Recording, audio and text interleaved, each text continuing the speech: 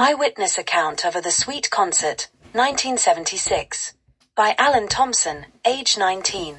It was the winter of 1976, and the excitement surrounding the Sweets UK tour was palpable. I managed to get tickets for their show at the Rainbow Theatre in London on December 15th, and I couldn't have been more thrilled.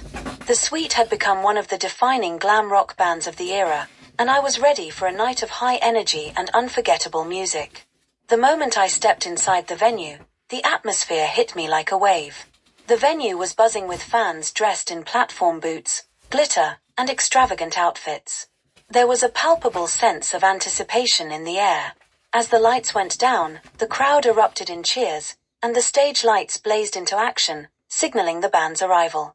The Sweet kicked off the show with Hellraiser, and from that moment, the entire audience was hooked. The energy in the room was intense.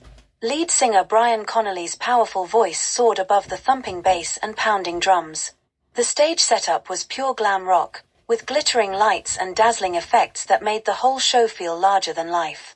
The band wasn't just playing music, they were putting on a spectacle. Andy Scott and Steve Priest were moving around the stage with electric energy, playing guitar and bass with precision, while Mick Tucker's drumming kept the whole thing together.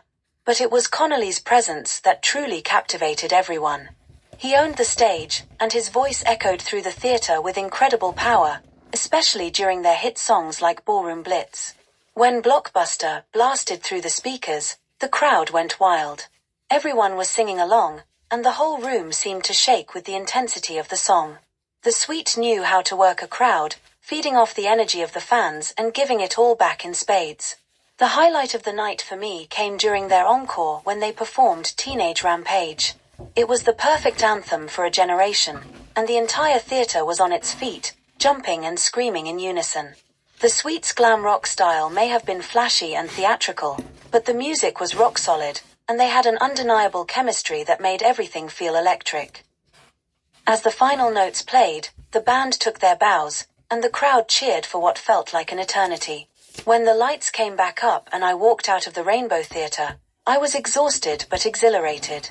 The Sweet had delivered everything I had hoped for and more. That 1976 concert was a perfect snapshot of glam rock at its peak, a night of pure energy and unforgettable music. It's a memory I'll carry with me forever.